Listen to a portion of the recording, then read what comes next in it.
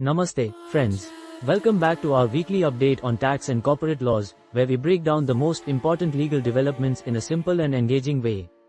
Let's dive straight into some key judicial pronouncements under the Income Tax Act, 1961. Starting with a case involving BSIFS Private Limited, the Supreme Court upheld a High Court decision quashing a reopening notice under Section 148. The reason? The issue of speculation loss treatment under Section 73 had already been considered during the original assessment, making the reopening unjustified.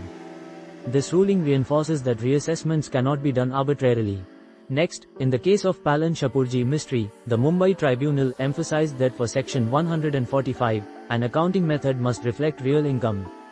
Hypothetical income recorded in books but not actually realized cannot be taxed. A taxpayer switching from mercantile to cash accounting due to financial distress was found to be a legitimate move, and no addition was warranted.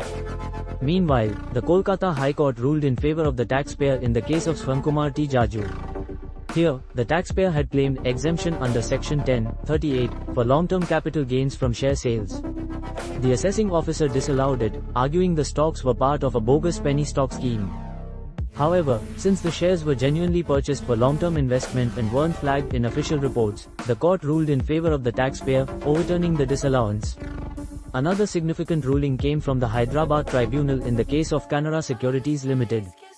The assessing officer had disallowed losses on the grounds that the company manipulated client code modifications, CCM, to absorb losses from others. However, in the absence of clear evidence that the taxpayer instructed the broker to modify codes, the tribunal ruled that the losses couldn't be disallowed. Furthermore, since the firm was an investment banker, its long-term transactions in the cash market couldn't be treated as capital gains just because they were held for a long term and STT was paid.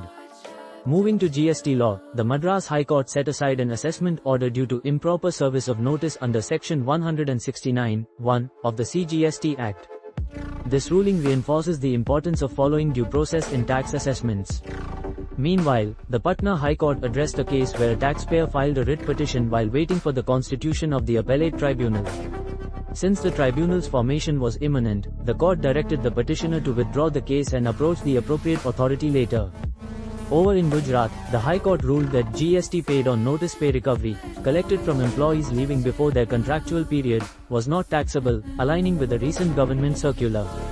Consequently, the tax authorities were ordered to refund the amount along with interest. Shifting focus to FEMA, banking, and chartered accountant law, a key Supreme Court judgment in the case of AC Chokshi Share Broker Private Limited dealt with arbitration disputes in stockbroking. The court ruled that even oral agreements between spouses regarding trading accounts could fall within the scope of arbitration under BSE Bylaw 248, allowing brokers to recover dues from both parties.